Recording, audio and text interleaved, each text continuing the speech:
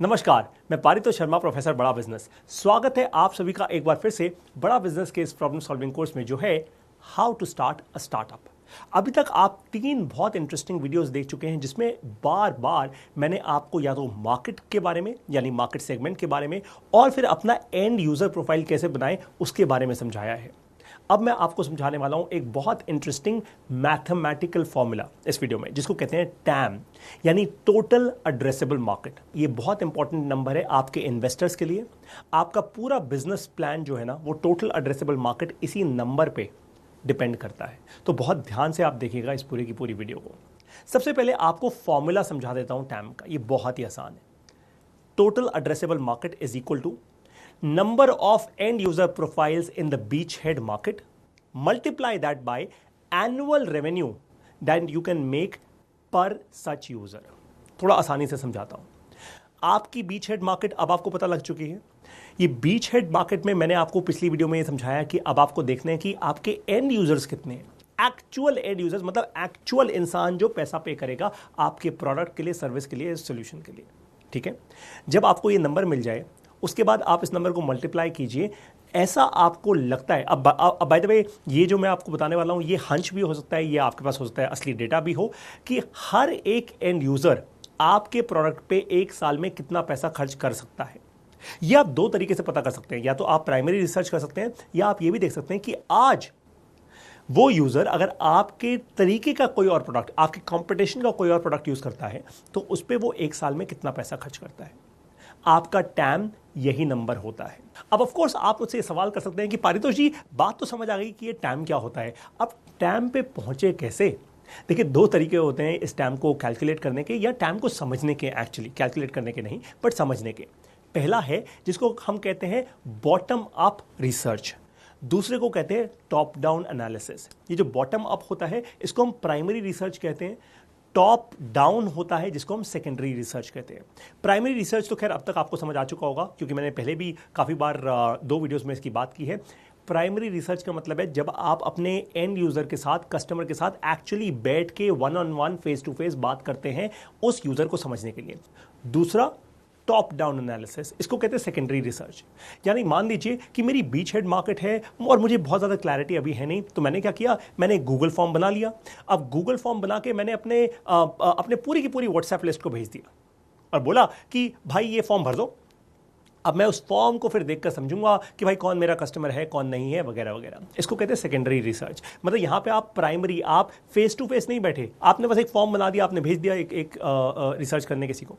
काफ़ी सारी market research companies आपके लिए एग्जैक्टली यही करती हैं, वो सेकेंडरी रिसर्च करती हैं। तो ये तो थे 2 तरीके जिससे आप अपने टैम तक पहुंच सकते हैं, यानी बॉटम अप और टॉप डाउन। ये रिसर्च के तरीके हैं जिससे कि आप इस टैम के नंबर तक पहुंच सकते हैं।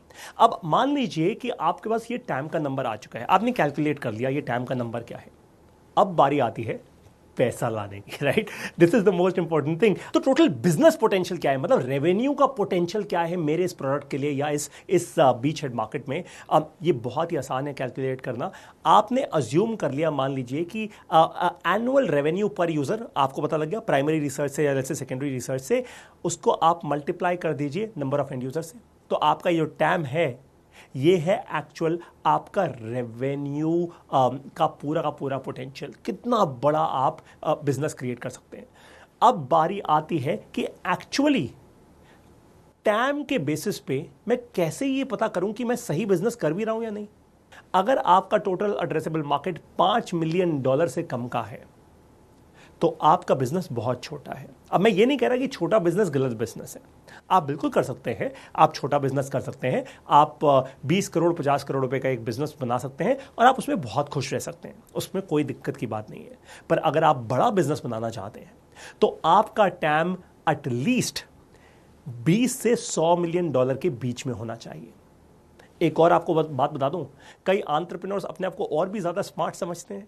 वो कहते हैं कि भाई मैं इन्वेस्टर के पास जाऊंगा और उसको बोलूंगा मेरे पास $1 बिलियन से ज्यादा का टाइम है, मेरा पहले ही साल के अंदर $1 बिलियन की सेल पक्की है सर। देखिए, जब भी आप ऐसा बोलेंगे ना, इन्वेस्टर तुरंत समझ जाएगा कि इस एंटरप्रेन्योर को कुछ नहीं पता। इसको ना तो अपना टैम पता है, ना इसको अपना एंड कस्टमर पता है, ना इसने मार्केट सेगमेंटेशन की है, ना इसको बीच हेड मार्केट पता है, इसको कुछ नहीं पता। इसको केवल इतना पता है कि तुक्के में कोई बड़ा नंबर बोलना था तो मैंने बोल दिया। टैम का ये जो नंबर है, कई स्टार्टअप्स पहले 6 महीने तक, पहले साल तक नहीं समझ पाते, और कई ऐसे स्टार्टअप्स होते हैं जिनको डे 1 पे एकदम क्लैरिटी होती है कि मेरा टैम क्या है। आइडियल सिचुएशन ये है, इसलिए मैंने आपको पहले कहा था कि प्राइमरी रिसर्च करते वक्त 4 से 6 हफ्ते जरूर बिताएं। पहले 6 हफ्ते अगर आप इन्वेस्ट कर लेंगे अपना टाइम समझने के लिए ना, आपको आगे कभी प्रॉब्लम नहीं होगी। पर अगर आप 6 हफ्ते बाद या 12 हफ्ते बाद या आप 24 हफ्ते बाद जाकर अपना टाइम समझेंगे ना, तो शायद फिर प्रॉब्लम होगी, क्योंकि फिर देर हो चुकी होगी, आप कुछ गलत मार्केट्स में जा चुके होंगे, प्रोडक्ट की उतनी वैल्यू नहीं मिल रही होगी, जो आपके पास पैसा होगा वो खत्म हो रहा होगा, सब कुछ बहुत नेगेटिव स्पाइरल में शुरू हो जाएगा।